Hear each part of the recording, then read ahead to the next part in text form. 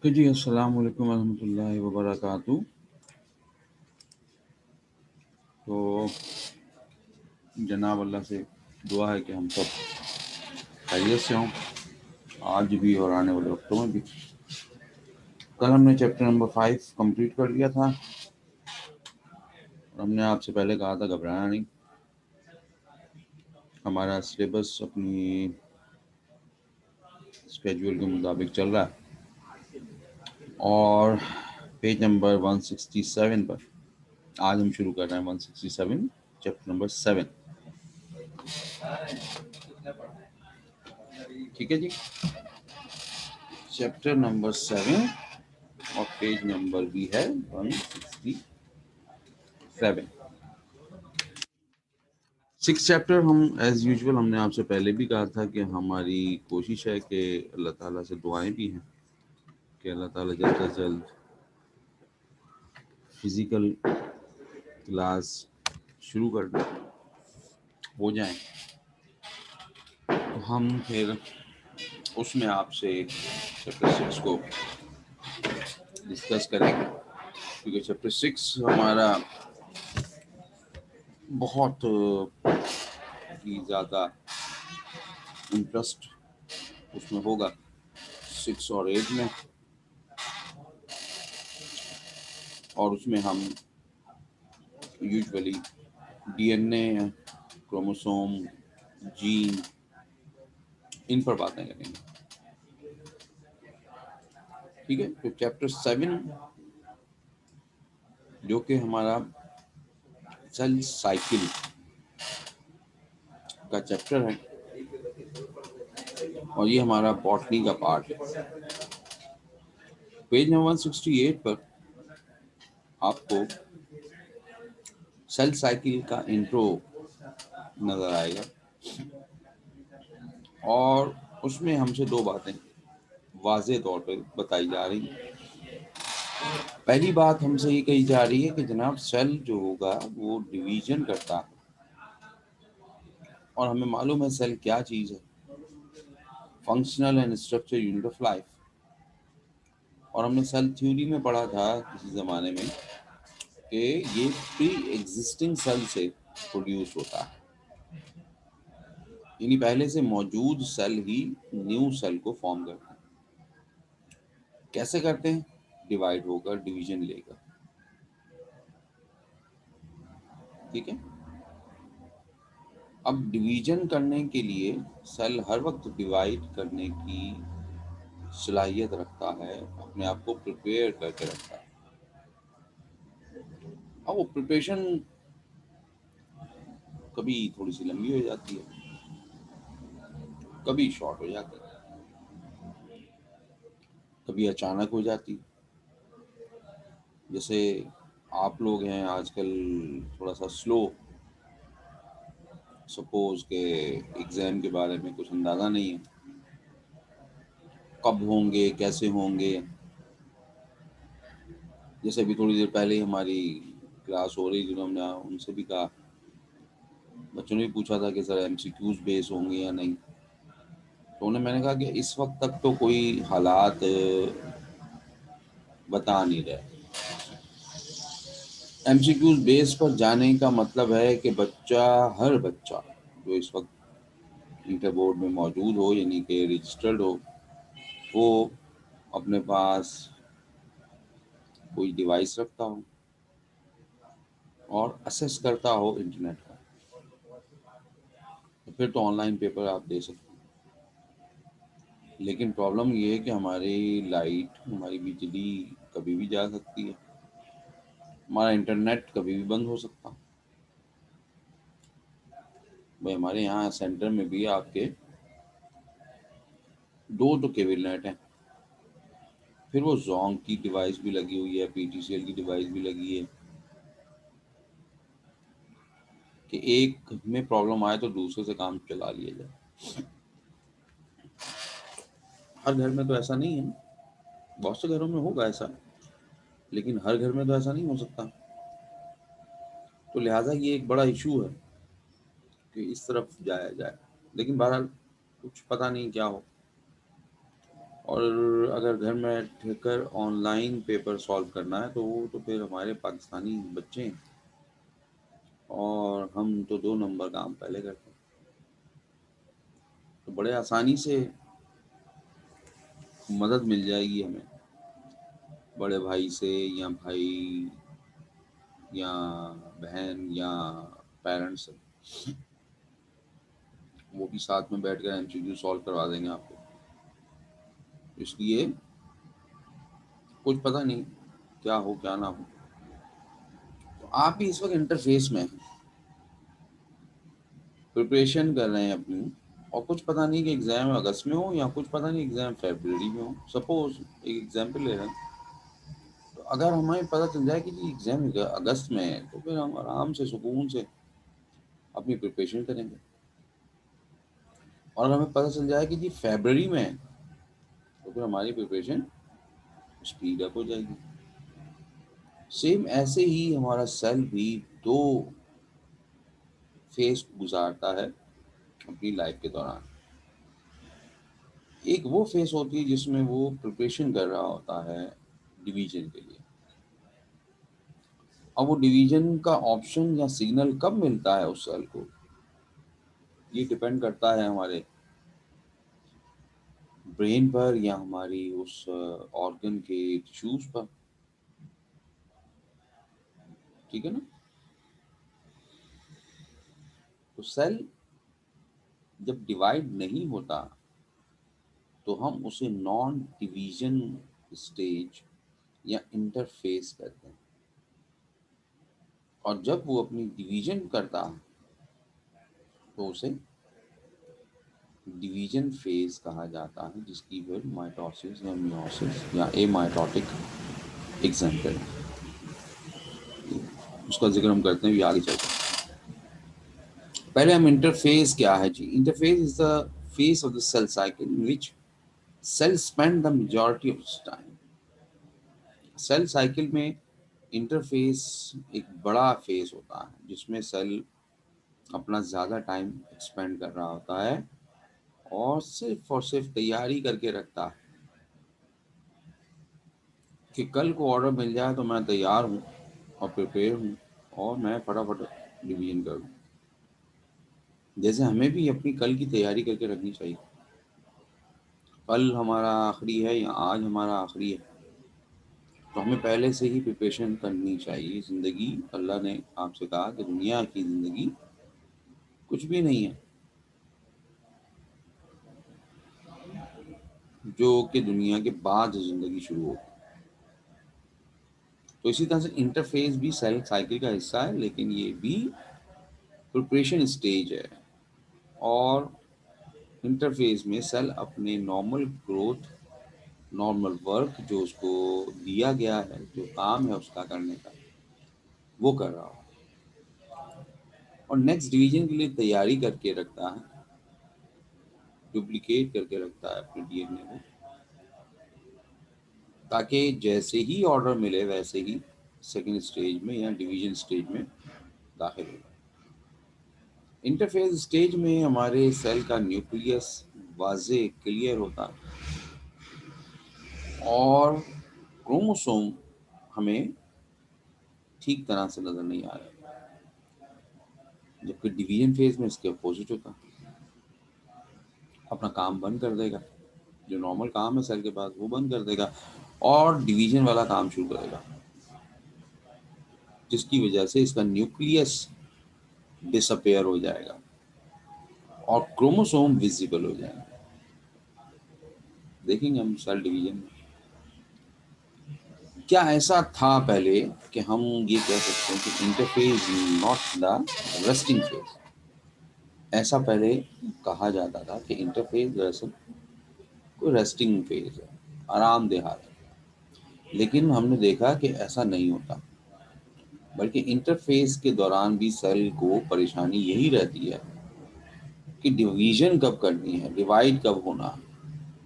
जैसे हमें ही परेशानी है दुनिया में आने के बाद कि हमने दुनिया से जाना है, तो प्रिपरेशन क्या करनी है, क्या हुई है, बज़ाहिर हम पुरसुकून हैं, लेकिन अंदर से हमें अपनी दूसरी आने वाली ज़िंदगी के लिए तैयारी करनी है। तो हमारी भी फेज़ 2 ही हैं, दुनियावी और आखिरी। Interface does not describe a cell that is merely resting, but is rather an active preparation for a cell. ऐसा नहीं है कि ये रेस्टिंग आराम हालत में बैठा हुआ है, असल में ये प्रिपरेशन कर रहा है एक्टिव फॉर्म में।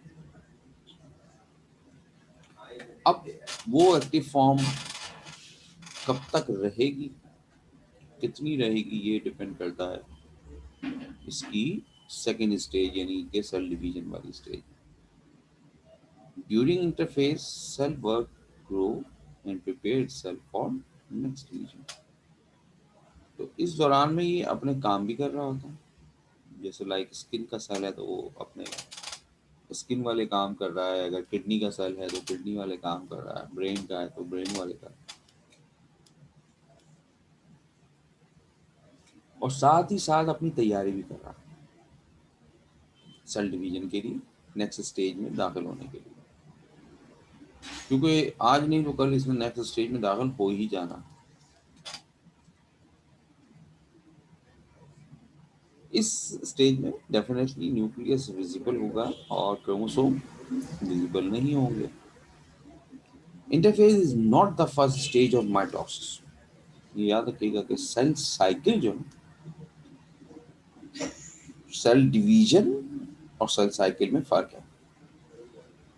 सेल साइकिल का मतलब है कि सेल अपना चक्कर पूरा कैसे कर रहा है, और सेल डिवीजन का मतलब है कि सेल अपने आप को डिवाइड या तकसीम कैसे कर रहा है। तो कोई भी फेस हो डिवीजन की, उसकी पहली स्टेज इंटरफेस नहीं होती, बल्कि इंटरफेस द प्रिपरेशन फेज, तैयारी की फेज फॉर माइटोसिस और मियोसिस। चाहे वो माइटोसिस हो चाहे वो मियोसिस हो, उससे पहले की जो स्टेज जिसमें तैयारी चल रही है वो हमारी होती है हमेशा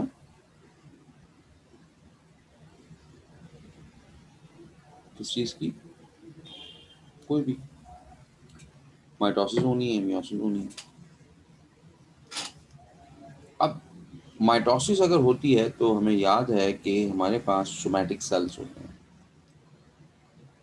somatic cells go through mitosis in order to reproduce themselves through a cell division. Somatic cells कहते हैं हम उन सेल्स को, except reproductive cell, like gonad cells, gonads जिनमें टेस्टिस और ओवरीज हैं।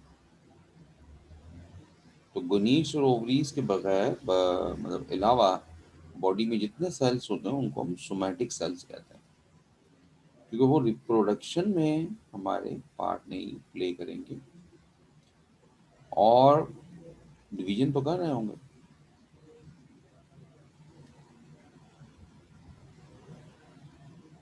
इसी तरह सोमैटिक सेल हमारे रिप्रोडक्शन में कोई पार्ट प्ले नहीं करेंगे, लेकिन डिवीजन कर रहे होंगे। तो रिपेयर होती है, हमारी स्किन टूट गई है, हमारे कोई बॉडी का पार्ट डैमेज हो गया है, या बॉडी में कोई और हो गया है, या रेड ब्लड सेल्स हमारे डैमेज होकर दोबारा नए बन रहे हैं, तो ये सब कुछ तो चलता रहेगा। तो ये सब सोमैटिक सेल्स अपने सेल डिवाइड करके काम को पूरा करते हैं, जबकि diploid germ cells go through meiosis to form haploid gametes. हमने स्पर्मेटोजेनेसिस और oogenesis पढ़ा, उसमें आपने पढ़ा था कि जी स्पर्मेटोजेनेसिस यानी कि ऐसा जिसमें स्पर्म फॉर्म होता हो, या oogenesis जिसमें ओवा फॉर्म होता हो, वहाँ पर हमेशा यानी कि गैमेटोजेनेसिस में हमेशा जो गैमीट्स बने होंगे वो हैप्लॉइडिक होंगे, और उनमें क्रोमोसोम्स की कॉपीज, जो भी इंडिविजुअल है उसकी कॉपी बनती है। तो इंटरफेज हमेशा पहले होगा, उसके बाद माइटोसिस या मियोसिस होगा। ये हमारा एक ग्राफ है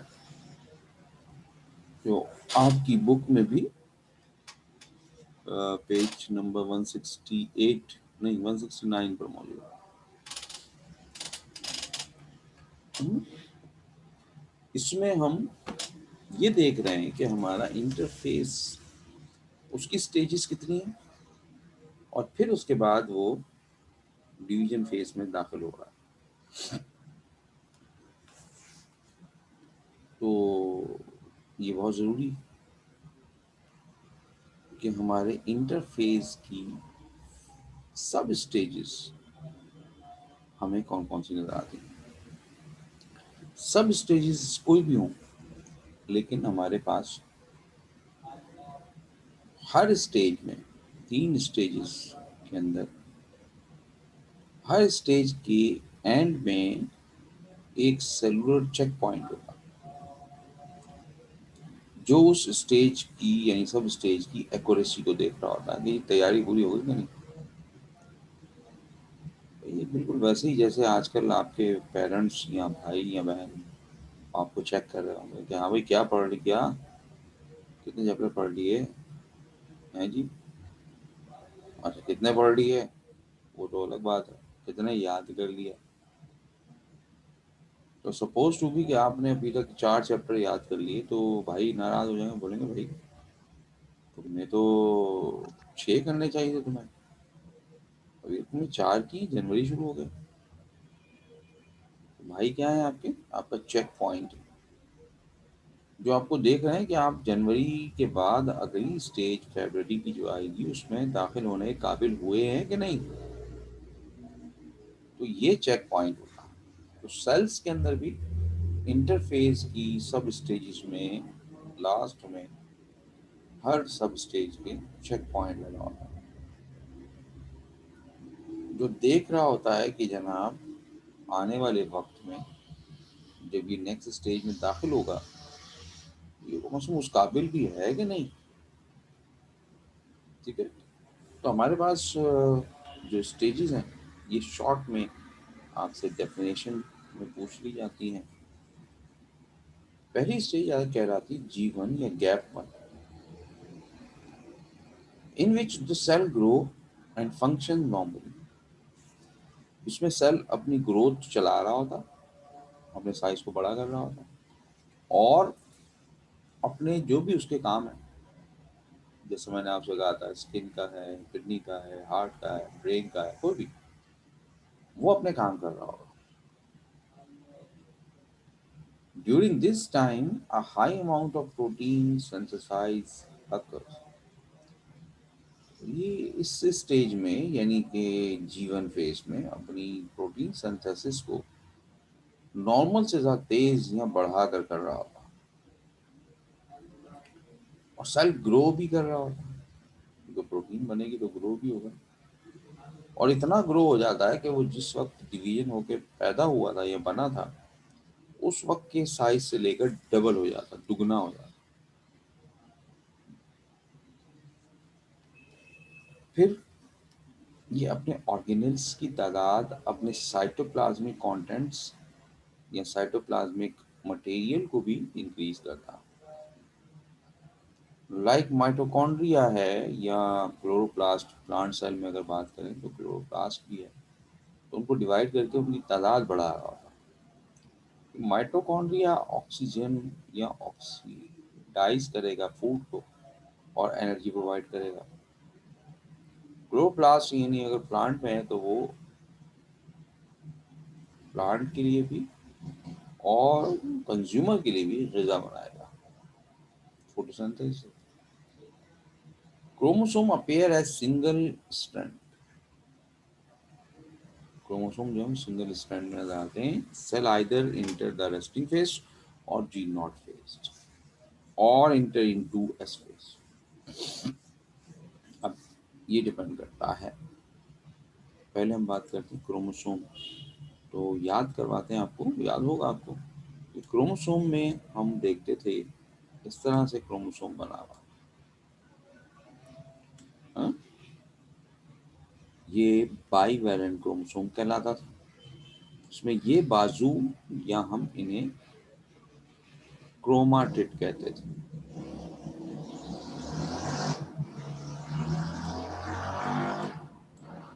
ऐसे ही था। और ये हमारा सेंट्रोमियर।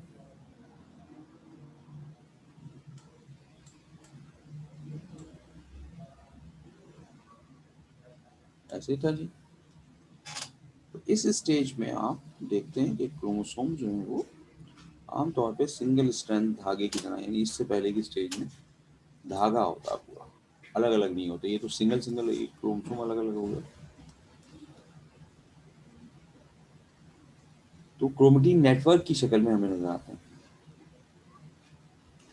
अब हमारा ये सेल अगली स्टेज में चला गया, तो यहां से स्टेज आ गई, अगली stage S phase, synthesize phase.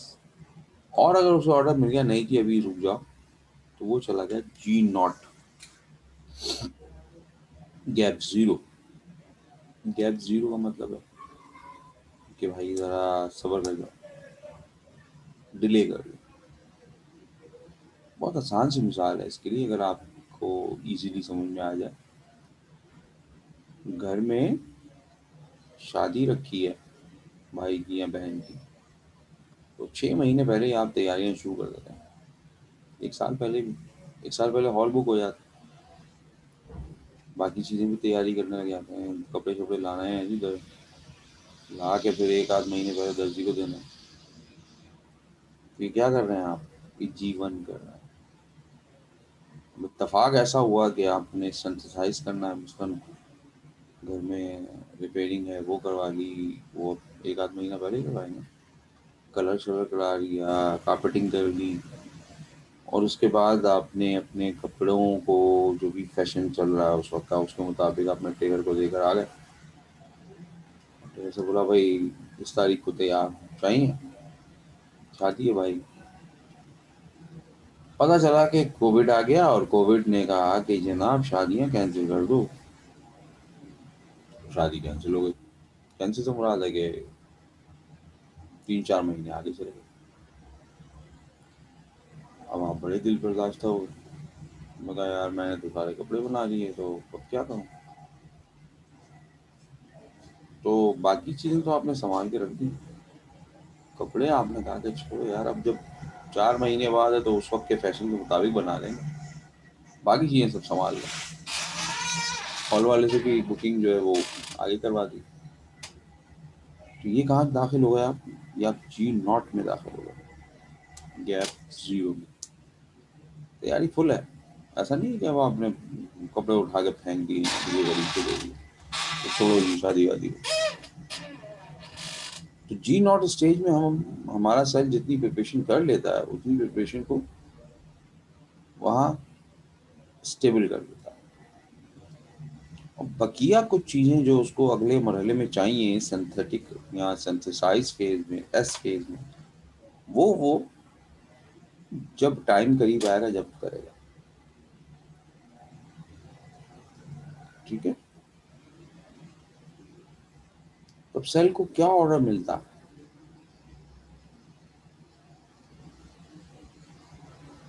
क्या स्टेज आगे बढ़ाई जाए या स्टेज को फिलहाल थोड़ा सा डिले कर दिया जाए? उस हिसाब से फिर या तो जी नॉट आती है या फिर एस स्टेज या सिंथेसाइज स्टेज आती है। जीवन स्टेज आमतौर पर हमारे इस सेल साइकिल में इंटरफेस का 25 से 50% तक होता है। जैसे हम ये देख रहे हैं, अच्छा खासा हमारा सर्किल जो है वो जीवन को रिप्रेजेंट कर रहा है। और उसके बाद ये लाइट कलर हमारा एस फेज को रिप्रेजेंट कर रहा है। एस फेज वो जिसमें सिंथेसाइज की जा रही है। जी नॉट में हमारा सेल अपना मेटाबॉलिक प्रोसेस तो कर रहा होगा, लेकिन डिवाइड नहीं होगा, ये डिवाइड की तरफ नहीं जाएगा। एस फेज में वो duplicate of their DNA and nucleus get double, और न्यूक्लियस जो है वो आम हालात में जितना था उससे डबल हो जाता है। ये किसमें? Synthesise phase. इसकी ड्यूरेशन आमतौर से 35 से 40% इंटरफेस की कहलाती है। जैसे ये है ना लाइट कलर, यहाँ से लेके यहाँ तक ये रिप्रेजेंट कर रहा है एस फेज। फिर एस फेज अगर कंप्लीट है, चेक पॉइंट चेक करता है कि जी हाँ जी एस फेज ठीक जा रही है और कंप्लीट हो गई, तो उसको कन्वर्ट कर दें G2 फेज में, गैप 2। इस गैप में या इस फेज में chromosome becomes double stranded. Chromosome जो है वो डबल स्ट्रैंडेड हो जाएंगे, डीएनए की अपनी शक्ल अलग अलग हो जाएगी, तो क्रोमोसोम अलग अलग हो गए। Passes two chromatids each. Volume of cell is roughly double. DNA has been duplicated. तो ये हालत क्रोमोसोम की आ जाएगी इस सूरत में हमारे, तो डीएनए है वो डबल हो चुका होगा और साथ ही साथ रिप्लिकेट करके उस समय कॉपियां बना दी, तो उसको जरूरत पड़ेगी। तो जरूरत के लिए पहले से ही प्रिपेयर होना चाहिए। हम सब भी दुनिया में प्रिपरेशन के लिए आए हैं। अभी और बात है कि हम भूल जाते हैं कि दुनिया की जिंदगी बहुत लंबी नहीं है, और शायद 60 साल अगर हम गुजार लें तो,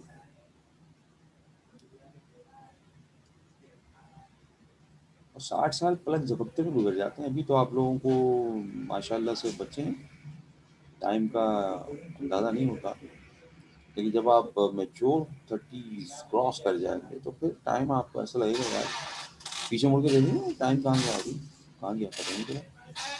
हम 30 साल के भी हो गए, प्रोफेशनल लाइफ में भी आ गए, डॉक्टर ही बन गए, हॉस्पिटल में ज्वाइनिंग भी दे दी, और फिर उसी हॉस्पिटल में 25-30 साल गुजारने के बाद रिटायर हो रहे होंगे, और बैठे सोच रहे होंगे यार अभी तो मैंने ज्वाइनिंग किया था और अभी मैं रिटायर भी हो गया। तो ये से हमारी जो दुनियावी स्टेज है 60 ईयर्स की, नॉर्मल हम बात कर रहे हैं, ये पता भी नहीं चलता। और वो जो सेकंड स्टेज है हमारी, वो बहुत लंबी, लंबी से मुराद है कि ख़त्म ना होने वाली, और हम दुनिया में उसी तैयारी से आए हैं। वो तैयारी कहाँ तक है ये हमें देखना पड़ेगा। ठीक है, तो तैयारी करके रखते हैं हमेशा, और बहुत आसान है तैयारी, कम से कम हमारे एग्जाम से तो आसान है, और एग्जाम तो बड़े मुश्किल होते हैं। अच्छा जी, उसके बाद अब जब सेल, बल्कि 1 मिनट में आपको छोटी सी बात और डिस्कस कर दूं। ये हमारा जो रेड लाइन है ग्राफ में, ये हमारा एम फेज या माइटोसिस या मियोसिस फेज। तो यहाँ पर देख सकते हैं हम कि पूरे ग्राफ में इसका टाइम या इसकी ड्यूरेशन बहुत छोटी है। तो माइटोसिस हो या मियोसिस हो, इनकी स्टेज इंटरफेस के बाद शुरू होती है और ये बहुत छोटी होती है। अब शायद 9th क्लास में आपने एक डेफिनेशन पढ़ी हो, amitosis, cell divide without the formation of spindle fiber is called amitosis. Amitosis में क्या होता है, स्पिंडल फाइबर्स हमारे सेल डिवीजन के वक्त नहीं बनते। ये आमतौर पे हमारे बैक्टीरिया ऐसा काम करते हैं, या ओल्ड टिश्यूज जो पुराने टिश्यूज हो गए, काम के हैं या नहीं है ये अलग बात है, लेकिन पुराने हो गए, या फिर वो एबनॉर्मल हो गए। अब ये एबनॉर्मल टिश्यूज जो हैं, ये कौन सी तादाद है इनकी, या कितनी कामयाबी है इनकी, ये भी डिपेंड करता है एबनॉर्मल टिश्यूज। इसी तरह हमारी बीमारियां लाइक कैंसर है, ट्यूमर है, तो इनके टिश्यूज भी जो सेल हैं डिवाइड होते हैं वो दरअसल ए माइटोसिस के थ्रू होते हैं। इसीलिए बड़ी जल्दी, बड़ी तेजी से कैंसर सेल जो है वो प्रोड्यूस भी होते हैं। ठीक है। In amitosis nucleus developed as constriction in the middle. इसमें न्यूक्लियस जो है वो सेंटर में आकर अपनी कंस्ट्रक्शन करता है और फिर डायरेक्टली दो इंडिविजुअल न्यूक्लियाई में या दो न्यूक्लियाई डॉटर में तब्दील हो जाता है। साइटोप्लाज्म इस सूरत में जरूरी नहीं है कि सेम तरीके से ही डिवाइड हो, बाद दफा आगे पीछे भी हो जाते हैं, यानी ज्यादा कम भी हो जाते हैं। इसी तरह हम न्यूक्लियस में भी न्यूक्लियर बडिंग देख सकते हैं। न्यूक्लियर बडिंग का मतलब हमारे पास जो सेल का न्यूक्लियस है, मिसाल के तौर पर मैं बनाता हूँ ड्राइंग, ये हमारा सेल हो गया जी। ये सेल का न्यूक्लियस अपना कंस्ट्रक्शन करने के लिए सेंट्रलाइज हुआ और इसके ऊपर एक बड बन गया।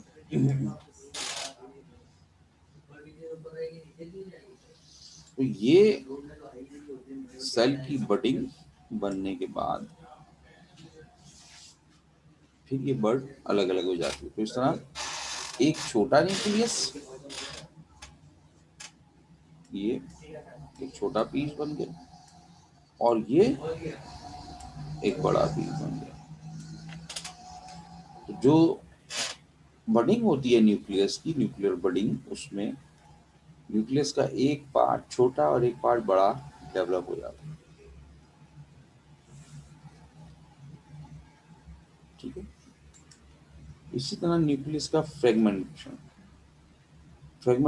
में हम देखते हैं कि न्यूक्लियस दो से ज्यादा हिस्सों में डिवाइड हो गया, टूट गया, तो उसे हम फ्रेगमेंटेशन कहते हैं। जैसे फ्रेगमेंटेशन पढ़ा ना, बिल्कुल इसी तरह न्यूक्लियर का फ्रेगमेंटेशन।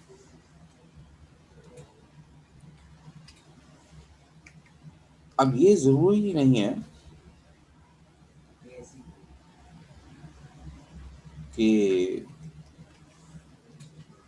दो चार पांच बने, और ये ज़्यादातर हमारे जो तरीका है न्यूक्लियर फ्रेगमेंटेशन का या बर्डिंग का, ये हमारे बैक्टीरियाज में या फिर हमारे कैंसर सेल की डेवलपमेंट जो थर्ड स्टेज है उसमें तो न्यूक्लियर फ्रेगमेंटेशन बड़ी तेज हो।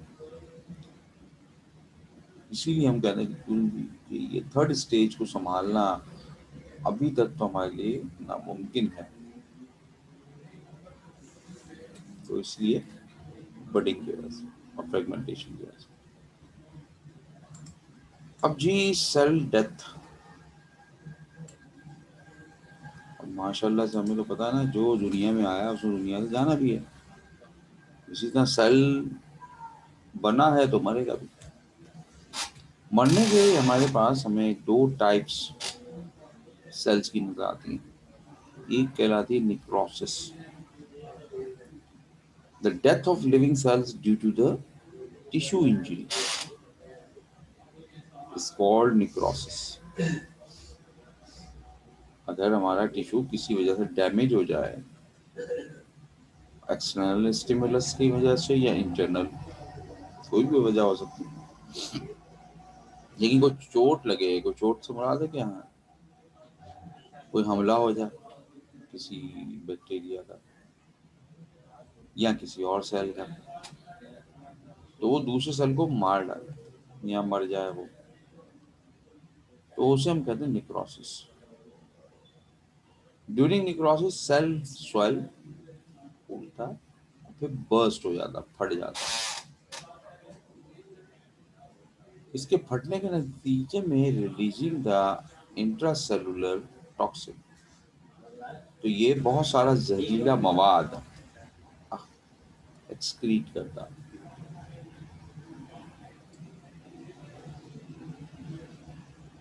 ये मवाद डैमेज करता है नेबरिंग सेल्स को, पड़ोसन या बराबर वाले सेल, और ये पड़ोसी या पड़ोसन फिर इन्फ्लेमेशन में कन्वर्ट होने लग जाता है। इन्फ्लेमेशन का मतलब इन्फेक्शन जैसे होता है ना, जैसे हमें कभी कोई चोट नहीं लगी, कटवट नहीं लगा, लेकिन फिर भी हमारी बॉडी की स्किन में एब्सेस हो गया किसी वजह से।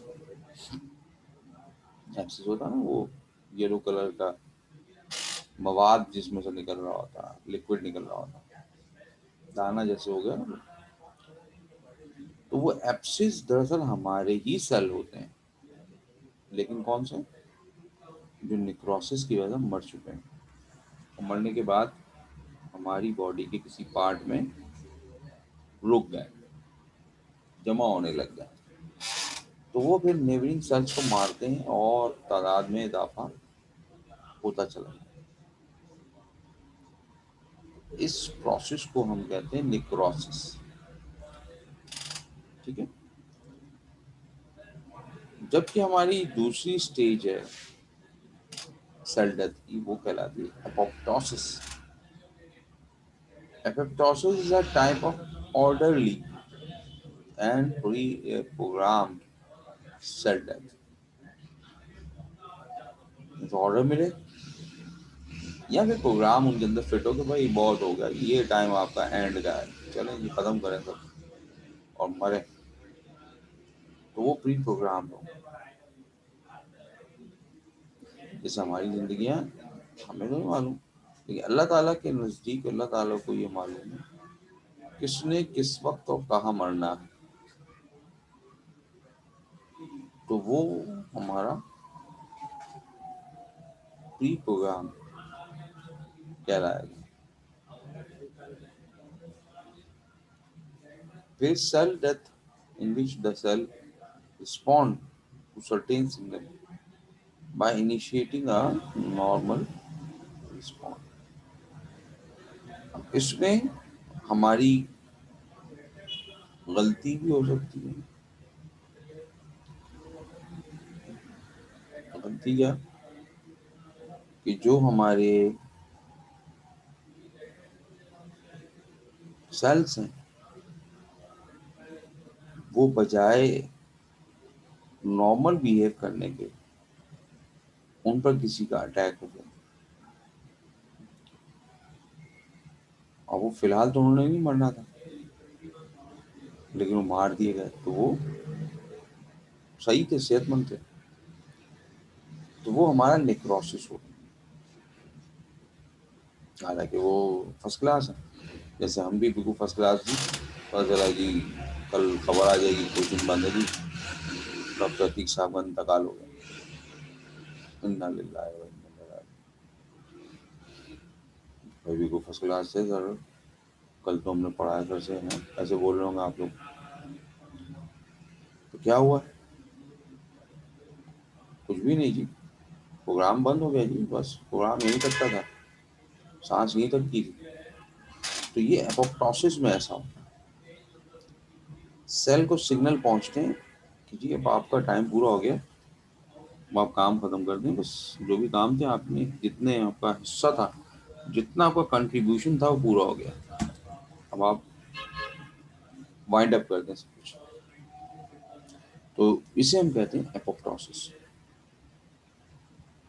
इसमें यूजुअली एक छोटा सा मैकेनिज्म हम देखते हैं कि हमारे अगर ब्रेन को टच करना है तो ब्रेन अपने उन सेल्स को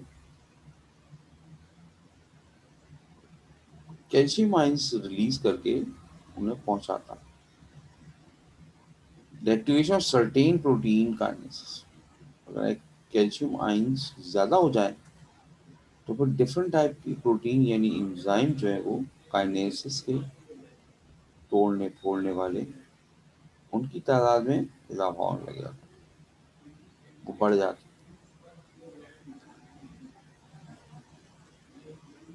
और ये दरअसल जो काम होता है ये मुख्तलिफ जीन जो हमारी बॉडी में मौजूद है उनके पास होता है। ये काम जाहिर सी बात है कि हर जीन के पास है। और मैंने कल भी आपसे जिक्र किया था कि gene is the unit of heredity character.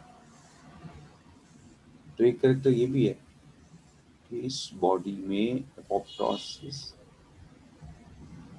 Full and final कब होना है, डायरेक्ट या इनडायरेक्ट। डायरेक्ट का मतलब है कि इसको कुछ भी नहीं होगा और ये मर जाएगा बेचारा, और इनडायरेक्ट का मतलब है कि जी उसने बहुत केयर की हुई है, चप्पल स्लीपर भी और प्लास्टिक की पहनी है, और फिर भी वो शेर समझ के बिजली के करंट में हाथ लगा रहा। लेकिन अगर उसका टाइम पूरा हो गया तो फिर वो रबर की स्लीपर में भी काम हो जाएगा, उसका प्रोग्राम खत्म हो जाएगा। इसी तरह ये जीन्स हमारी होती है सेल्स की, वो जीन हमारे इन प्रोग्रामिंग सेल को देख रही होती है, और फिर इनका प्रोग्राम बंद तो खत्म। Suppose example, during embryonic development, the growth of the cells in the spaces between the fingers under apoptosis. हमारी जो उंगलियां है ना, फिंगर अलग अलग नहीं होती जब एम्ब्रियो बन रहा होता। एम्ब्रियोनिक डेवलपमेंट में अगर हम देखें ना, तो जब इनिशियली स्टेज होती है एम्ब्रियो की और उसको उंगलियां या हाथ बन रहे होते हैं, जो कि हाथ की उंगलियां नजर आ रही होती हैं, लेकिन उनके बीच में स्किन भी होती है। लेकिन वो स्किन कहीं गिरी नहीं है, बल्कि वो स्किन के सेल टिश्यूज मर जाते हैं, खत्म हो जाते हैं। और ये एक प्रोग्राम होता है बाकायदा डेवलपमेंटल ऑफ एम्ब्रियो में, और उसके मुताबिक ये काम हो रहा है, टाइम लिमिट में कौन से टाइम पर क्या होगा। ठीक है, ये डायग्राम हमारे पास है जी, ये माइटोसिस की। हम देख सकते हैं कि यहाँ पर कोई स्पिंडल फाइबर नहीं बना, और विदाउट स्पिंडल फाइबर न्यूक्लियस नहीं अपने आप को बडिंग किया, डिवाइड किया, और फिर साइटोप्लाज्मिक कंटेंट डिवाइड हुआ और दो डॉटर न्यूक्लियाई बन गए। ठीक है, ये छोटी सी चोट आपको दिखा रहे हैं नेक्रोसिस के लिए, बहुत ही मतलब हार्ड पिक्चर्स भी हैं, नेट पर आप देख सकते हैं चोट वगैरह की, इंजरी ऑफ टिश्यूज की या नेक्रोसिस के हवाले से। लेकिन वो जाहिर सी बात है, कुछ बच्चे बेचारे हमारे दिल के छोटे हैं, तो वो ऐसा ना हो कि तस्वीर देख के जाए घबरा जाए। ये तो छोटी मोटी तस्वीरें, चोट वोट आपको भी लगती होगी, तो इस तरह से आपके हाथ में जख्म आ जाता होगा। तो अब यहाँ पर इस एरिया में जितने सेल मरे हैं वो निक्रोसिस हुआ है, जबकि एपोप्टोसिस में हमारा सेल अच्छी खासी अपनी डिवीजन करने के बाद, अपनी ग्रोथ करने के बाद, अब वो फुल लोड होने के बाद उसका बस्टिंग शुरू हुई।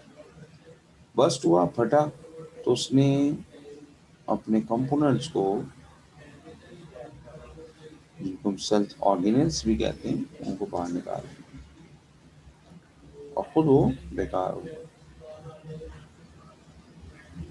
इन निकलने वाले चीज़ों को, ऑर्गेनल्स को, हमारे स्केवेंजर सेल्स यानी लिम्फोसाइटिक सेल्स, वो इनको खा रहे हैं। स्केवेंजर्स पढ़ा था ना आपने, ऐसे हमारे एनिमल्स जो डेड ऑर्गेनिक मटेरियल को खा रहे हो। तो आपने फर्स्ट ईयर में शायद याद हो, लाइसोसोम्स पढ़ा था, ऑटोफैगी। तो वो तो अपने ही सेल को खा रहे हैं ना, वो तो लाइसोसोम थे, तो सेल के ऑर्गेनल्स थे। इसी तरह से हमारे सेल्स होते हैं जो हमारे मरे हुए सेलों को या डैमेज सेलों को तोड़ रहे होते हैं, खत्म कर रहे होते हैं, खा रहे होते हैं। जैसे मैंने आपको बताया होगा कि हम सब में रोजाना की बुनियाद पर कैंसर टिश्यू बनते हैं, लेकिन सब खत्म, क्योंकि हमारे सेल उनको खा जाते हैं। ठीक है जी, तो ये बात हो गई हमारी एपोप्टोसिस की। एपोप्टोसिस और नेक्रोसिस आपको शॉर्ट क्वेश्चन के तौर पर नजर आता है, देख लीजिएगा। 5 ईयर में मिलेंगे आपको और डिफरेंस के तौर पे भी नज़र आते हैं, तो वो डिफरेंस की आप प्रिपरेशन भी कर लीजिएगा। आज के लिए इतना काफ़ी है मेरे ख्याल से, तो कल हम चलेंगे आगे, कल से बना देंगे नेक्स्ट वीक में, और मे बी पॉसिबल है कि नेक्स्ट वीक में हम ये चैप्टर भी ख़त्म कर दें। मैंने आपसे पहले कहा था कि हमारे पास जो कुछ चैप्टर्स ऐसे हैं जो बहुत ज़्यादा बड़े नहीं हैं और जल्दी ख़त्म हो जाते हैं, तो आप लोग घबराइएगा नहीं। सिमरान भाई ने बोला घबराना नहीं, शायद आपको भी नहीं घबराना। तो सिलेबस ऑन टाइम चल रहा है इंशाल्लाह, और ऑन टाइम ही जो भी होगा हमारा उसी पे ख़त्म हो जाएगा। तो मेरी तरफ से सबके लिए दुआएं, अल्लाह ताला हम सबको सेहत याब रखे, कोविड जैसी बीमारी से दूर रखे और नेकियों के करीब रखे। आमीन सुम्मा आमीन। अगर किसी ने कोई बात पूछनी है तो बेशक वो पूछ सकता है। मैं कुछ मिनट के लिए वेट कर लेता हूँ उनका।